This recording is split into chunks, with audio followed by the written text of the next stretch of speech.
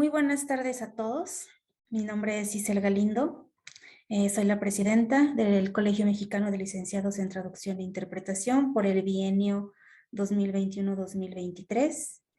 Quiero darles la más cordial bienvenida a la sesión 4 de la jornada 5 de la Semana de la Traducción 2022, nuestra última sesión del Congreso de este año.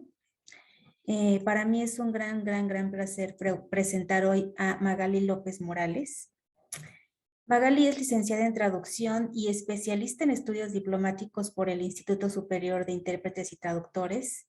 Estudió también un máster en estudios de traducción por la Universidad Pompeu Fabra de Barcelona, España. Tiene más de 10 años de experiencia profesional como traductora en agencias, empresas transnacionales y organismos internacionales. Es orgullosamente miembro activo del colegio y de las primeras 100 miembros que fundamos el Colegio Mexicano de Licenciados en Traducción e Interpretación de la mano del Consejo Fundador. Y próximamente también seguro será perita traductora. Antes de comenzar, por favor, les pido que mantengan sus micrófonos cerrados. Todas las preguntas las van poniendo en la cajita de chat. Yo al final de la sesión se las haré directamente a Magali. Y bueno, sin nada más que agregar de mi parte, Magali, te cedo la palabra. Adelante. Sí, buenas tardes a todos. Buenas tardes, estimada audiencia. Mi nombre, como ya comentó la presidenta del colegio, es Magali López Morales. Y bueno, yo voy a presentar esta ponencia titulada ¿Cómo lograr una maestría en el extranjero? Voy a compartir mi pantalla. Bueno, primeramente quiero agradecer al colegio y al comité organizador por haberme distinguido con su invitación para hacerles llegar una orientación en la búsqueda de una maestría fuera del país. A continuación quiero darles una breve semblanza de pues, lo que ha sido mi trayectoria profesional y hasta dónde he llegado hasta ahorita. Primero, inicié los estudios en idiomas en el Instituto Politécnico Nacional. Me gradué como licenciada en traducción del ICIT y de este mismo instituto obtuve el título de especialista en estudios diplomáticos. Posteriormente colaboré con la Cámara de Comercio Americana, que ahí fue donde inició mi interés por la proyección internacional. Y bueno, ya después obtuve el grado de maestra en estudios de traducción. Y actualmente me desempeño como gerente de traducción en Samsung Ingeniería México. Y estoy en vías de preparación, como mencionó Isel, para obtener el nombramiento como perito traductora. Abordando el tema de nuestra ponencia, la información que les voy a presentar la distribuí en 6 apartados, como podemos observar en esta diapositiva. Y bueno, el apartado 1 se refiere a la selección de la universidad como tal y al programa de la maestría. En relación a la selección de la universidad, primero tenemos que definir el área de la traducción en la que nos vamos a enfocar. ¿A qué me refiero con esto? No sé, a los tipos de traducción que ya tenemos definidos cuando salimos ya de la licenciatura. Es decir, traducción jurídica, audiovisual, periodística, ¿no? Sabemos que hay un mundo de especialidades. Como segundo rubro, tenemos que considerar los pares lingüísticos.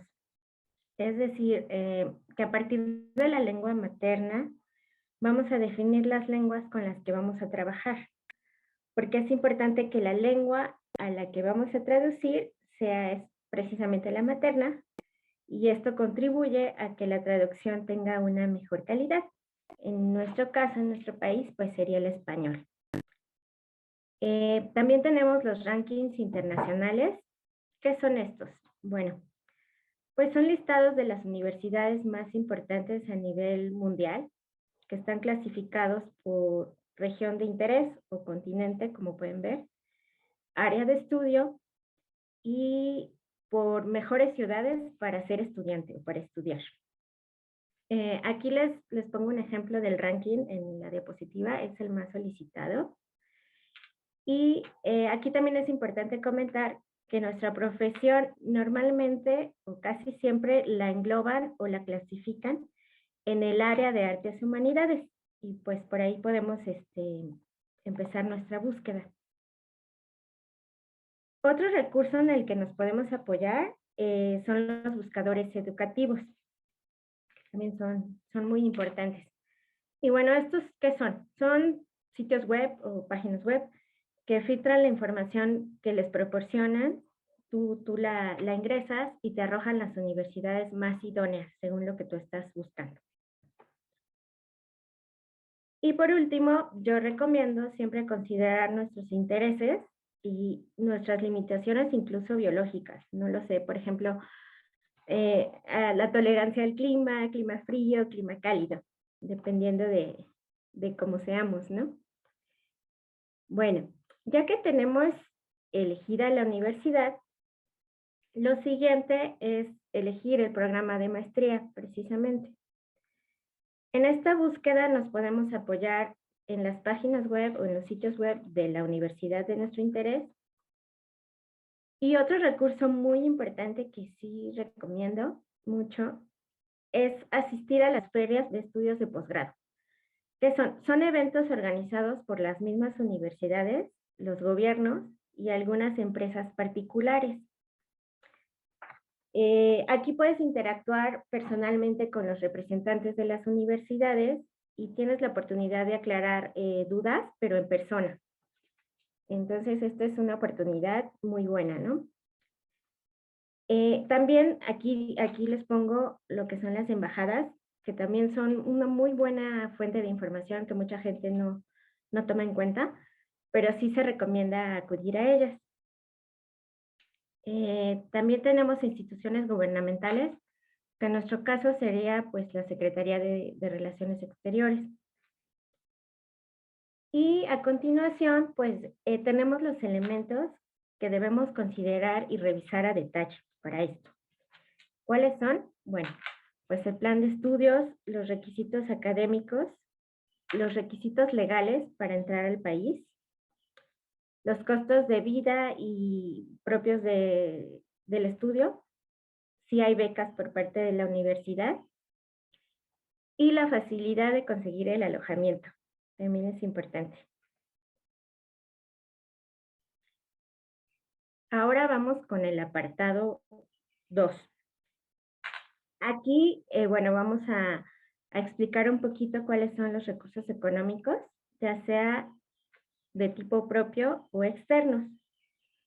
¿En qué consiste? Bueno, para los recursos propios, en lo personal yo recomiendo que que nos basemos o que desarrollemos todo a partir de un plan de ahorro, como su nombre lo indica. Se debe elaborar con anticipación para que se pueda cubrir la mayor parte de los siguientes gastos que les pongo aquí. Los trámites previos, ya saben, pasaporte, visa de estudios, las traducciones precisamente, si vamos a un país que no es de habla hispana, o la postilla, ¿no? Que tiene un costo un poquito más alto que el resto de los trámites, ¿no? Boletos de avión, los costos propios de la universidad, el alojamiento, la alimentación, el transporte, que es dentro y fuera de la ciudad donde vayamos a vivir, diversión, que es importante para dispersarnos, y los imprevistos. Eso también. Entonces, ahí con todo esto tenemos que elaborar nuestro plan y sí considerarlo.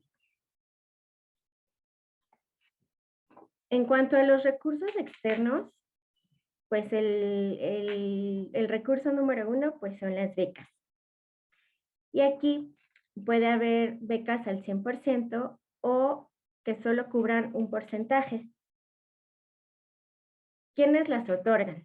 Bueno, pues en primer lugar tenemos las instituciones gubernamentales Como ya les comenté, como nuestra área pertenece a las artes y humanidades, nos tendríamos que dirigir a los programas de FONCA CONACYT.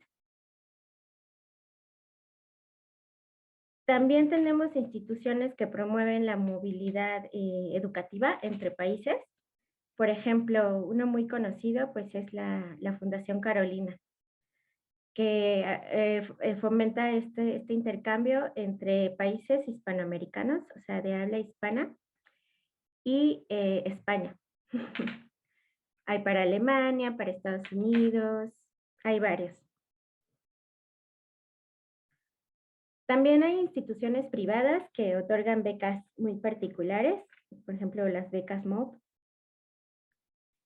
Y existen también organismos internacionales, como es el caso, por ejemplo, de la Comisión Europea, con el famoso programa Erasmus, donde también se considera México. Bueno, aquí quiero enfatizar que la cobertura de las becas tiene un porcentaje de aplicación que se debe tomar mucho en consideración, porque se basa en la repartición de la cobertura para estos gastos que les pongo aquí. O sea, todas las becas se van a basar en esto. Lo que es la inscripción y colegiatura, el seguro médico, la alimentación, alojamiento y el transporte únicamente dentro del país. Aquí yo les puse los porcentajes que, basado en mi experiencia, yo consideré importantes. Se los pongo con rosa. El porcentaje más alto, pues obviamente sería la inscripción y la colegiatura. Y de ahí va variando según el país. También tenemos otro recurso que es el financiamiento. Y este puede ser de tipo educativo o por medio de crédito personal. En México, las instituciones que proporcionan este apoyo, se las muestro aquí,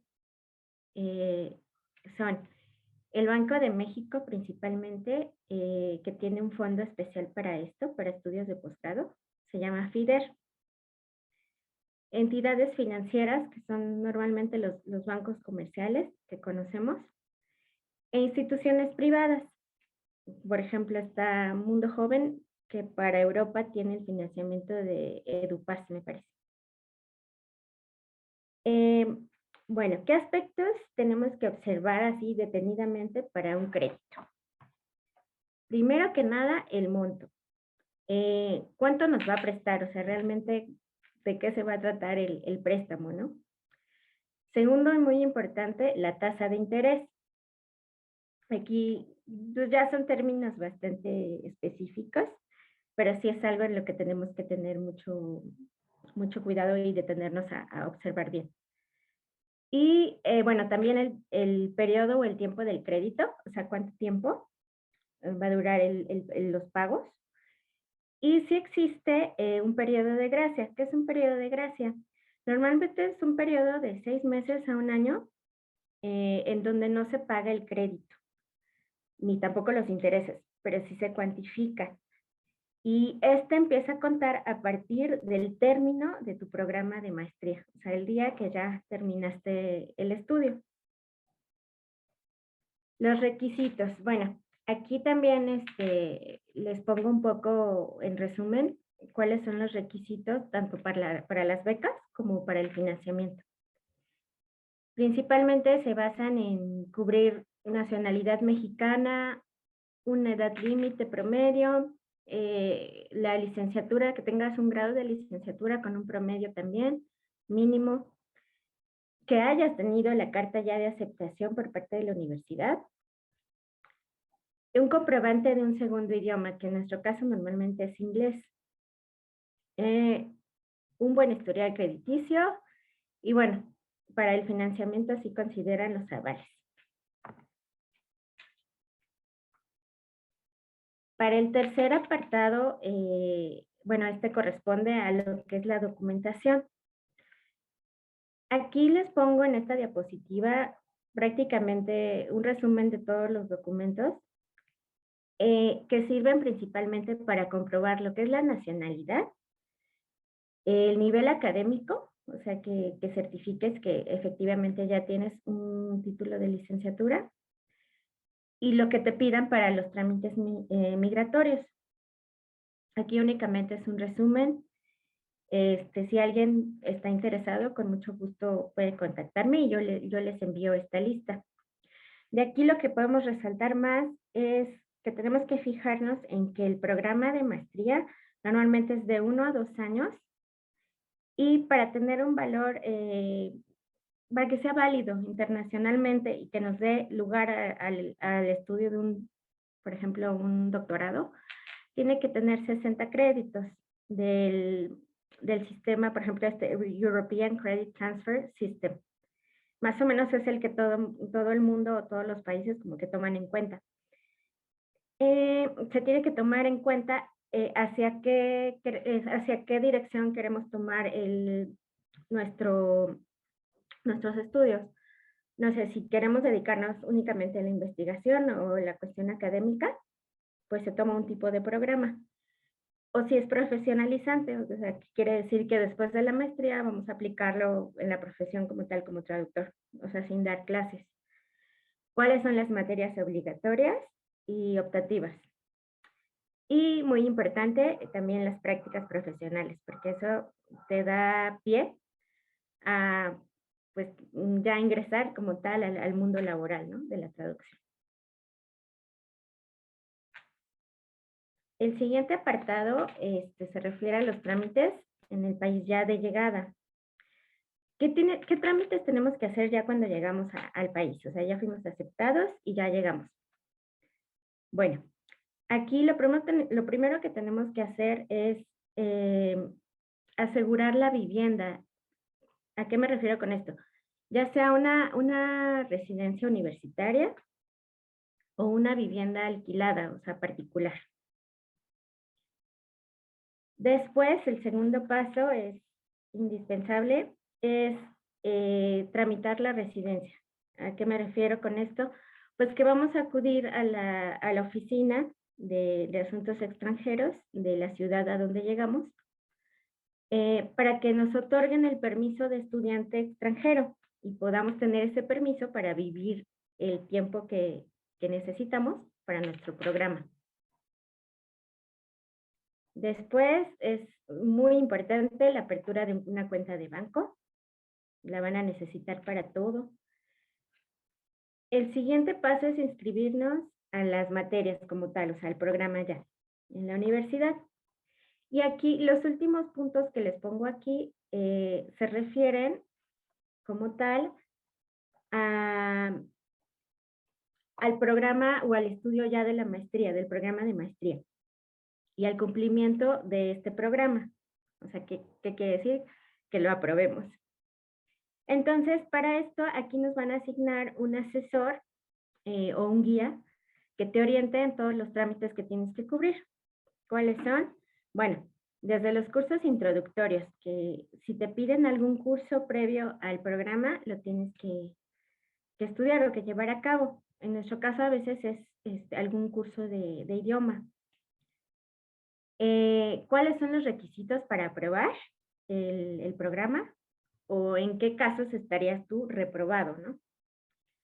¿Cómo se llevan a cabo los exámenes, las presentaciones, todo, ¿no? Los formatos para trabajo. La tesis que tienes que elaborar, normalmente es una tesis muy, muy grande. A veces se considera una tesina, por ejemplo, lo que en México conocemos como tesina, que es una tesis breve. O en España me tocó ver que le llamaban trabajo final de maestría o de máster, así lo conocen. Entonces, ya sea un trabajo, una tesina o una tesis como tal. También las prácticas profesionales, los convenios que existen con la universidad y la titulación.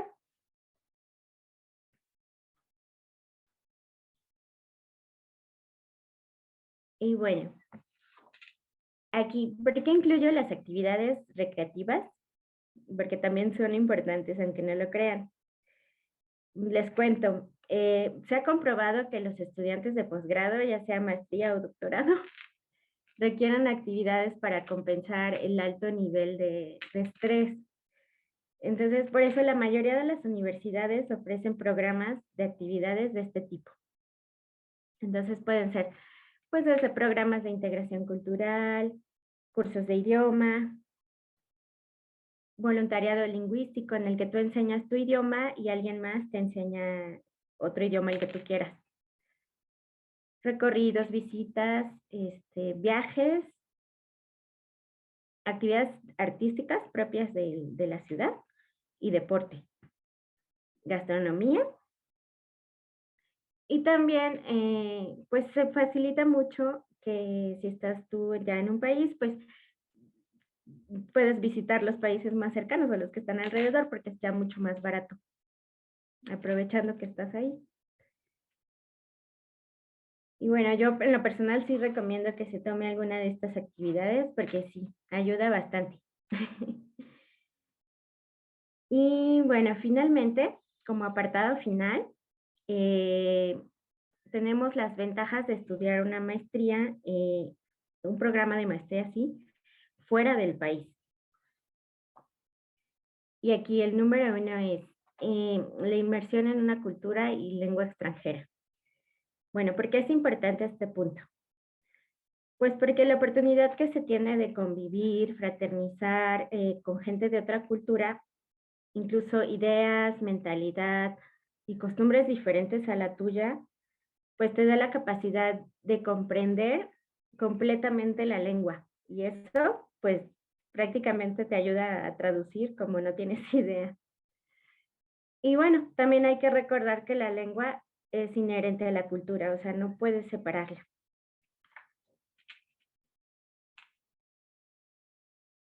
También tenemos la cuestión de la inserción en el mercado internacional de lo que es la traducción. Y aquí es esencial mencionar que al estar en un entorno con diferentes perspectivas laborales y profesionales, pues te da la oportunidad de enterarte y conocer vacantes que pues no conocías, tal vez que en tu país o en tu continente o tu región, pues no sea muy común, ¿no? Escucharlas. Y bueno, esto expande enormemente tu perspectiva de lo que es ser traductor. O sea, ya no solo local, sino globalmente, ¿no? Y bueno, también definitivamente tener una maestría se vuelve un plus y a veces un diferenciador cuando te estás postulando en algún puesto, o sea, ya sea igual localmente en tu país o internacional. Otro aspecto importante es precisamente la habilidad que adquieres para trabajar en un equipo multicultural. Esto quiere decir que al estar rodeado de personas de diferentes nacionalidades, pues adquieres habilidades y aptitudes para trabajar en equipo, o sea, sí o sí. Aquí te das cuenta que existen diferentes formas de solucionar problemas, de afrontarlos y también de comunicarte. Y esto tarde o temprano, pues lo aplicas en el trabajo. Incluso yo les comparto que ahorita que pues, yo estoy trabajando en una empresa pues, internacional, pues tengo que aplicar esto para el trabajo del día a día con la cultura coreana, ¿no? Que es muy diferente a la de nosotros. Entonces, eso también te ayuda muchísimo. En cuanto a los dialectos geográficos, también es algo que a veces no tomamos en cuenta, pero sí es importante. Esto quiere decir que el conocimiento que se adquiere de estos dialectos geográficos no es otra cosa más que conocer y comprender las variantes que tiene un mismo idioma. Y así como sucede en el español, que tenemos muchísimas, sucede en todas las lenguas. En inglés, en portugués, en todas. Entonces sí es importante como tener esa experiencia, ¿no? Más o menos como de salir de de la zona de confort y darte cuenta que pues hay formas, no sé, o sea, tú puedes decirle a una cosa de tal forma y resulta que para la otra persona es otra palabra, otro término y terminas no entendiéndote, ¿no? Entonces sí es muy, muy bueno y también muy enriquecedor. Y bueno, aquí tenemos otro punto que es la integración de diferentes estrategias académicas de formación profesional. ¿A qué me refiero con esto? Bueno, al desarrollar los programas educativos para los extranjeros, podemos cotejar las estrategias de formación académica, o sea, las formas en cómo se enseña, ¿no? La traducción, ya sea entre un continente, una región y otra, ¿no? En mi caso fue América y Europa, y sí lo pude constatar. Y bueno, es un plus que podamos observar las diferencias y ventajas de entre un sistema y otro, ¿no? Por ejemplo, en aspectos como trabajar bajo presión, la jornada de trabajo, la calidad, o sea, cómo medimos la calidad dependiendo del punto de vista, el volumen de trabajo y las diferentes herramientas de traducción asistida por computadora que utilizamos. No sé, por ejemplo, en América acá utilizamos más Trados, yo creo. Y en Europa vi que trataban de sacarle un poco de ventaja a herramientas gratuitas, TAC. Entonces sí, vi herramientas que la verdad no tenían yo ni idea. Entonces sí, vale la pena un poquito explorar esa parte. Y bueno, precisamente con todo lo anterior que hemos mencionado, pues esto nos lleva a que las oportunidades laborales se amplíen y se abran como múltiples caminos de aplicación para los traductores. Aquí, por ejemplo, yo descubrí que pues aparte de ser traductor freelance o traductor de planta, pues puede haber muchos perfiles, ¿no? De laborales para un traductor, en donde necesitas obviamente tener el perfil de traductor, pero no sé, puedes hacer muchas cosas diferentes a las que tú estás acostumbrado. Por ejemplo, me pasó con esta, la de Translation Vendor Manager, que yo la verdad no tenía idea, pero resulta que es a nivel mundial, una vacante muy solicitada y que no se cubre también. Y resulta que es simplemente como el reclutador de una empresa transnacional, o sea, es el que recluta los proveedores de traducción o, o de servicios lingüísticos, pero requiere tener el perfil de traductor para poder contratar traductores freelance. Entonces sí, también se te abre mucho la mente en este aspecto y te das cuenta que a lo mejor, no sé, puedes hacer otra cosa con lo que ya sabes o con el perfil que tienes, aparte de ser traductor, no sé, freelance. Y bueno, aquí les pongo un poco los recursos en los que me basé y aquí doy por terminada la plática. Espero que les sea de utilidad para ustedes y a la vez les agradezco mucho la asistencia. Y pues a continuación tenemos la sesión de preguntas y respuestas. Si tienen alguna duda, con gusto, pues aquí yo los respondo. Muchas gracias. Muchas gracias, Magali. Sí, digo, yo voy a aprovechar y voy a hacerte la primera pregunta personal, ¿no? Claro que sí. Cuando tú estabas eligiendo, ¿qué otra opción tenías además de este programa que elegiste? Y de Sí. todo el proceso, contando los requisitos, y qué fue la parte que más pesada para ti, en donde tú dijiste, ay, lo dejo, ¿no? Sí. Bueno, yo la verdad es que desde el principio tenía en mente España, ¿no? Más que nada por, porque sé que me basé en eso de que si nuestra lengua materna es el español, pues obviamente seguimos por esa línea, ¿no? Del español. Y la entrada del español a Europa y hacia allá, hacia Asia, pues sería España, ¿no? Entonces, sí, como que esa era mi meta.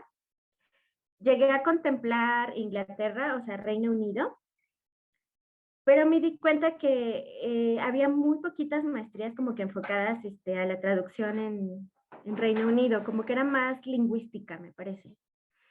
Y ya comparando los programas y todo, dije, no, creo que sí, verdaderamente me voy por España. De ahí, en España, lo que hice fue seleccionar varias universidades o varios programas y ya después elegí el que más se acercaba a lo que quería yo, que era pues la gestión de proyectos de traducción, o sea, el que tenía las materias más afines, ¿no? Pero sí, o sea, desde el principio dije, bueno, ya si no me aceptan en una, me aceptan en la segunda opción y si no en la tercera opción. Eso sí lo recomiendo, que normalmente veo que dan mucho esa recomendación, ¿no? Que si tienes 3 a 5 opciones, metas todas esas solicitudes para ver en cuál de esas te puedes quedar. Y bueno, a veces sí resulta la primera, ¿no? Y, ay, me preguntabas qué era lo más complicado, ¿verdad? Bueno, Sí. pues creo que al principio me decepcionó un poquito darme cuenta que para el área les comentaba yo, de artes y humanidades, no hay muchas becas, la verdad, son muy reducidas.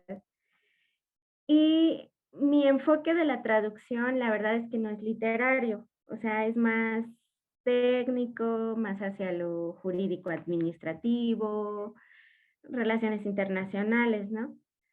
Entonces sí me di cuenta que, por ejemplo, Fonca y Conacyt apoyan más, o sea, o le dan más reconocimiento a lo que es la traducción literaria. Entonces ahí sí dije, no, yo la verdad es que no voy por ese camino, ¿no? Ahí sí como que se me vino para abajo un poquito el ánimo. Pero ya después, con esta investigación que les platiqué, pues me di cuenta que con el financiamiento la verdad es que no es como, por ejemplo, en Estados Unidos, ¿no? Que se endeudan toda la vida, sino realmente es muy accesible. Por ejemplo, en mi caso fue el del Banco de México. Y realmente vale la pena intentarlo. Y es una opción muy viable en caso de que pues no te otorguen alguna beca. Entonces sí, sería como eso. Justo No, respondiste a otra pregunta que tenemos aquí que decía si sí, sí, solicitaste una beca. sí, No. Ujú. sí, solicité la del FONCA y sí llegué, hay 3 etapas. Eh, Tienes que cubrir obviamente los requisitos, te piden experiencia profesional y como un currículum, o sea, tienes que hacer como un portafolio, ¿no? De lo que has traducido. Pero al final sí me di cuenta que como que le dieron un poco de preferencia a los de traducción literaria. Entonces sí, por ahí sí podría decirles que sí hay ciertas restricciones, ¿no? Pero no se desanimen, o sea, luego te sorprendes mucho porque preguntas y preguntas y preguntas y te dicen, no, mira, o sea, a lo mejor tu programa no está, o la universidad que te interesa no está dentro de nuestra convocatoria o dentro de nuestro listado, pero ¿qué crees? O sea, si tú concursas, a lo mejor sí sales ganador, ¿no? Entonces sí, no hay que desilusionarnos, ¿no? A la primera. Aquí tenemos otro comentario, bueno, pregunta, Claro. dice, abundan los llamados másters, que no son otra cosa que un curso o diplomado que en México no se Ajá. podría equiparar y por lo tanto no se podría obtener un grado o una cédula. ¿Qué cuidado se debe Ah, ok. tener para no caer en el problema de estudiar algo que no tendrá validez en México? Exactamente. Yo aquí les comentaba, que en la parte de documentación sí tenemos que fijarnos que sea un programa de máster universitario o máster oficial.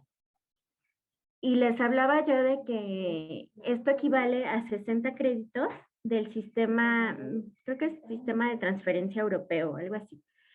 Ese. Ese es en ese se basan casi todas las universidades de todo el mundo, o sea, no solo Europa, Asia, África, Estados Unidos. Entonces tenemos que fijarnos en eso, que tenga esa equivalencia y que siempre diga que es oficial.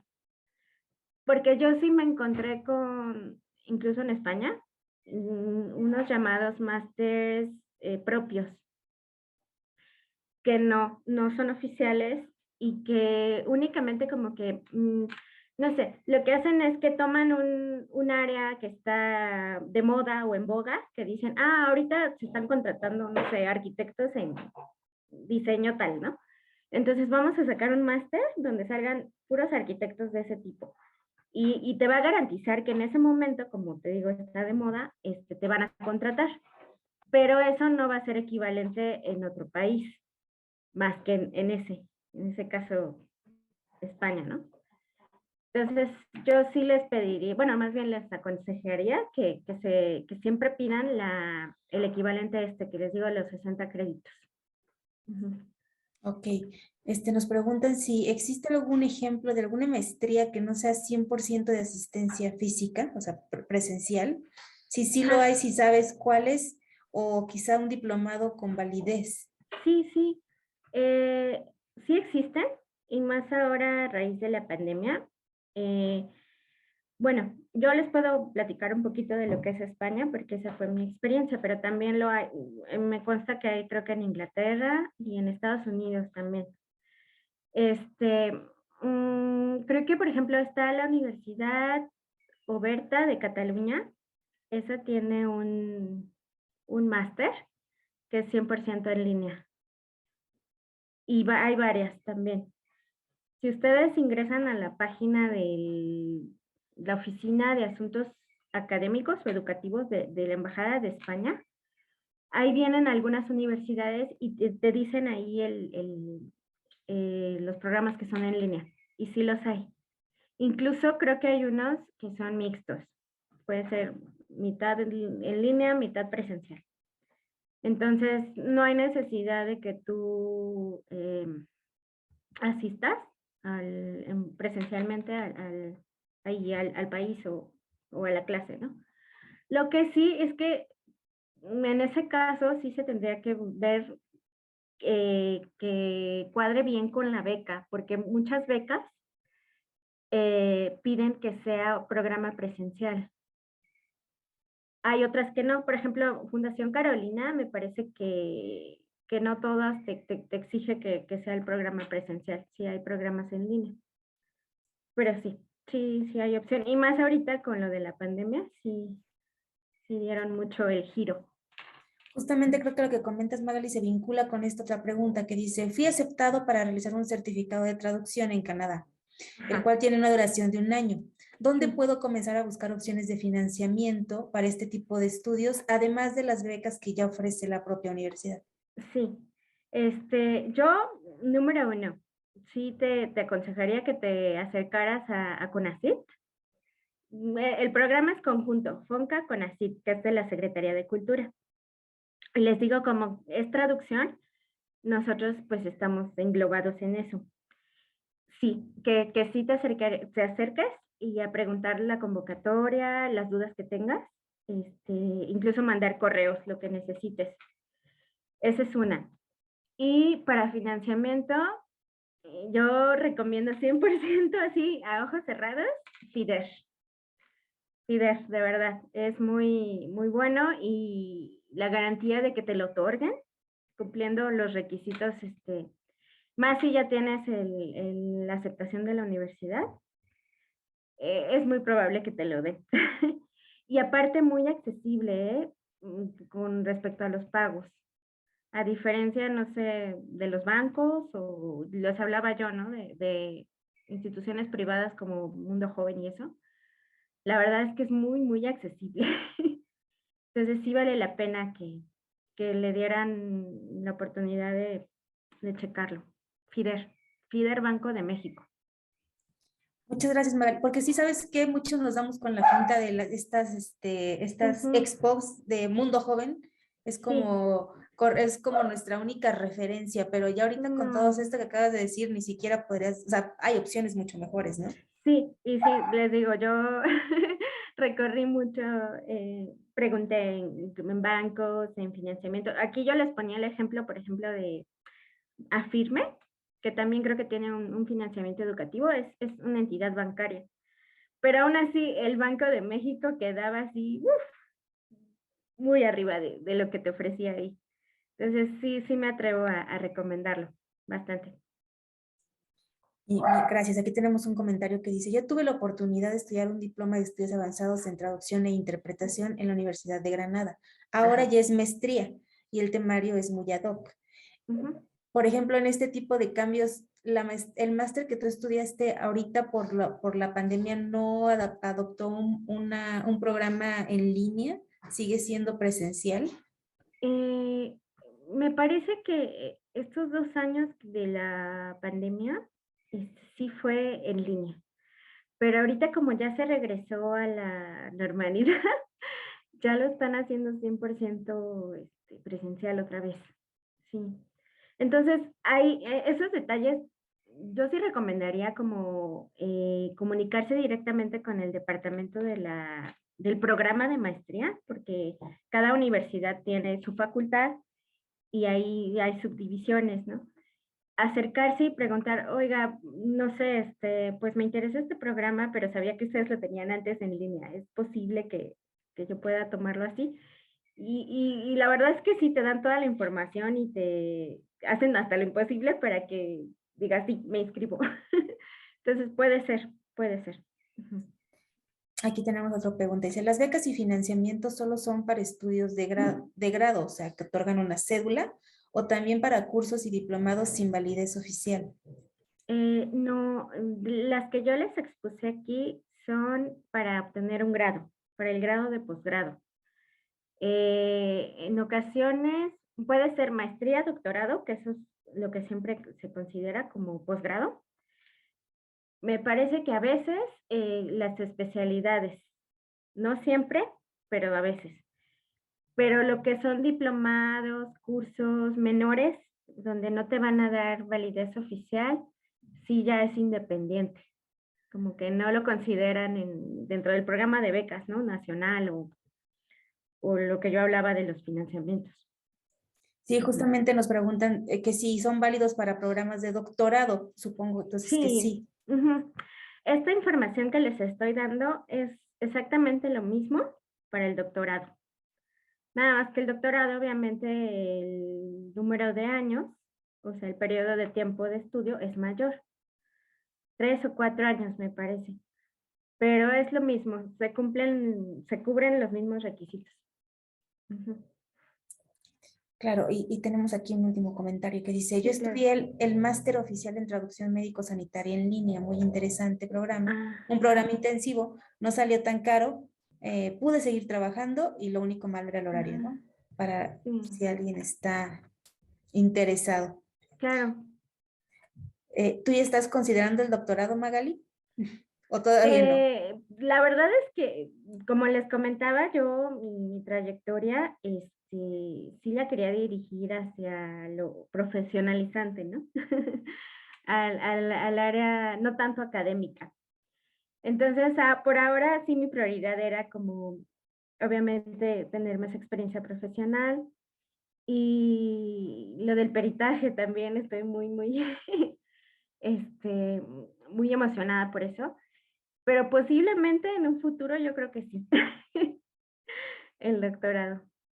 Sí, digo, ya tienes toda la hoja de ruta de lo que tienes que Sí, sí, hacer, obviamente exacto. ya para ti va a ser, Ujú.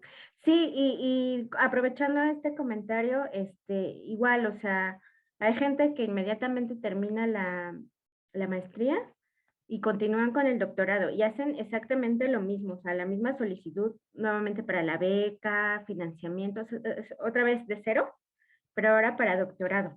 Entonces lo pueden hacer sin problema, aunque ya hayan tenido beca o financiamiento para maestría, incluso. y yo también otra duda que tengo personal, Sí, el costo, los costos de tramitación previos, o sea, sí, sí. todo lo que involucra traducciones certificadas, Ujú. que ese costo es significativo o no tanto.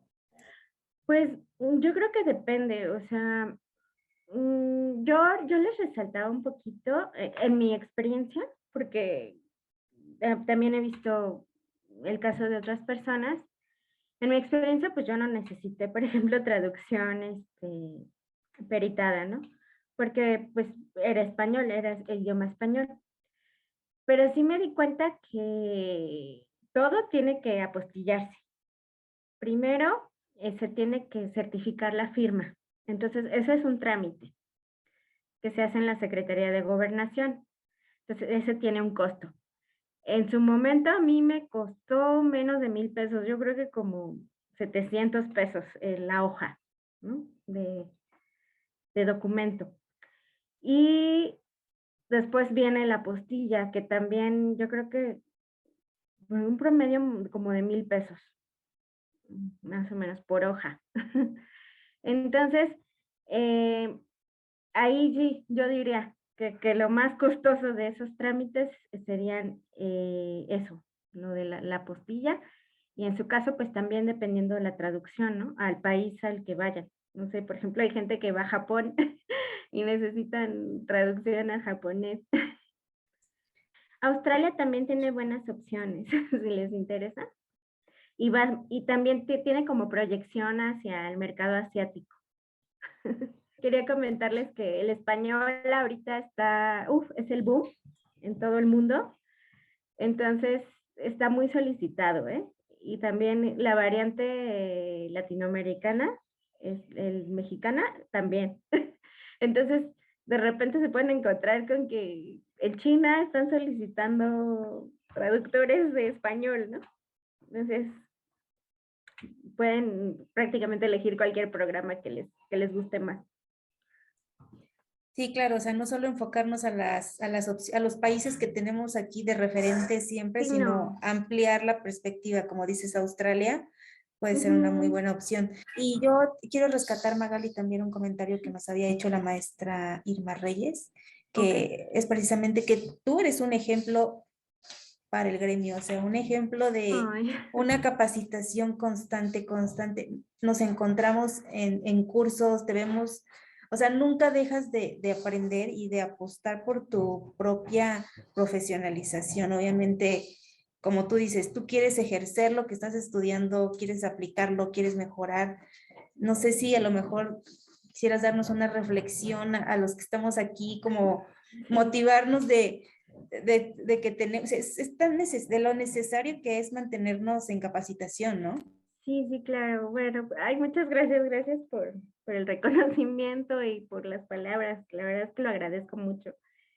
Y pues sí, chicos, o sea, yo precisamente eso es lo que intento con este mensaje, ¿no? Si puedo aportar un poquito con mi experiencia, es eso, o sea, no es imposible. A veces nos pintan que, no, es que como crees, carísimo, no, es que te van a pedir muchísimas cosas, ¿no? Pero no, la verdad es que investigando, planeando con anticipación, preguntando, porque a veces pues no tenemos ni idea, ¿no? De las cosas, lo logras, lo logras. Entonces, yo con esta experiencia lo que les puedo decir es que es maravillosa, o sea, es algo que la verdad aportó mucho pues a mi experiencia personal y como profesional, uf, mucho, mucho. Y el hecho, por ejemplo, de conocer a mexicanos, ¿no? Fuera de aquí de nuestro país. Igual, o sea, estudiando y mejorando en su gremio, en su profesión y haciendo lo posible por sacar el nombre de México en alto, es algo maravilloso. O sea, es algo que cuando regresas, no sé, te motiva a seguir adelante y a decir, oye, es que sí quiero ser mejor mexicano, o sea, darle a mi país, con mi granito de arena, con mi gremio, o sea, desde mi familia, mis compañeros, mi trabajo, ¿no? Entonces, sí, yo he visto que la traducción es em, un área en la que te tienes que seguir preparando, ¿no? Siempre, siempre, siempre. Porque pues también, por ejemplo, está la tecnología, que va caminando adelante de nosotros, ¿no? Entonces, la lengua es lo mismo, es igual. Entonces, no podemos estancarnos, tenemos que seguir, actualizarnos, ver qué tendencias hay a nivel nacional e internacional, ¿no? Y esa parte de decir, bueno, la parte de la traducción en la que decimos es que, no sé, como que somos parte de todo el mundo, ¿no? O sea, que no nada más somos México, ¿no? Formamos parte de todo. Y con la lengua, pues tenemos ese permiso como de llegar a todos los países o a todas las culturas que queremos. Entonces, eso es como decir, somos ciudadanos del mundo. No podemos encerrarnos en nuestra puertita de soy México nada más y no sé nada, o sea, fuera de aquí, no. No, o sea, tienes que estar al tanto de todo. Entonces, yo creo que es bueno estarse actualizando constantemente, tanto para nosotros como para nuestro gremio, que aunque es pequeño, pero la verdad es que tiene un alcance enorme. Entonces, sí es algo que yo recomendaría que, pues a lo mejor digo, o sea, si no, porque hay gente que dice, no, pues yo aquí en mi país, ¿no? Está muy bien. Ok, perfecto. Pero pues sí buscar actualizarse, buscar cómo hacer networking, este, algún curso, capacitación, lo que sea, para estar al tanto de lo que hay en el gremio y de las em, tendencias, ¿no? También de traducción mundiales.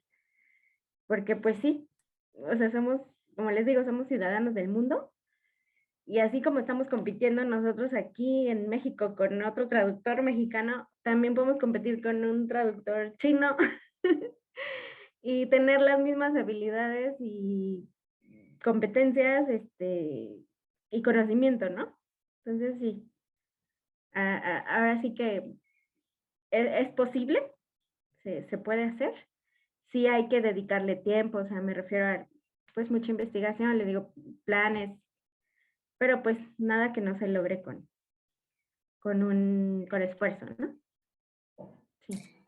Claro, como dices, más allá de por ser mejor traductor, por ser mejor persona, por ser mejor, por seguir aportando. Y una vez que comienzas a estudiar más y más, se vuelve un círculo vicioso, porque entre más Ah, sabes, más te das cuenta que desconoces. O sea, ahorita rescatando de todas las ponencias de la Semana de la Traducción, te das cuenta, pues yo no sé de traducción audiovisual, yo no tenía ni idea ujú, de esto, o sea, ujú, entre más te expones al conocimiento, más te angustias luego de saber, o sea, ya sé esto, pero todo el universo que me falta por saber y todo lo que hay por sí, saber, sí, o sí. sea, sí es ampliar Ujú, la perspectiva y precisamente uno de los objetivos del Congreso es esa, que podamos ver a través de los ojos de ustedes todo lo que nos falta por analizar y por conocer, ¿no? ujú, claro, claro, no sé, es algo que yo le diría a un traductor recién egresado, hazlo siempre, Sí. siempre. Nos comenta Irma, dice, coincido con ustedes, Sócrates dijo que solo sabía que no sabía nada, mientras que la ignorancia es muy audaz. Sí, en el momento en el que tú sientes que ya lo sabes todo, haz un poco de introspección porque no, nunca terminas de aprender y entre más sabes, más te das cuenta de lo que desconoces y se vuelve a veces hasta un poco en ansiedad para algunos de nosotros, ¿no? Pues muchas Ujú. gracias. Muchas gracias, Magali. De verdad que tus aportaciones personalmente fueron muy grandes. Yo no tenía ni idea de cómo ya más o menos nos diste una hoja de ruta y creo que hablo por todos los que estamos aquí presentes. Muchas gracias por contarnos tu experiencia, qué tenemos que tomar en cuenta, dónde tenemos que asistir. Muchísimas gracias y muchas gracias por estar siempre para el gremio y para el colegio. Ay, no, gracias a ustedes, al contrario. Espero lo hayan disfrutado.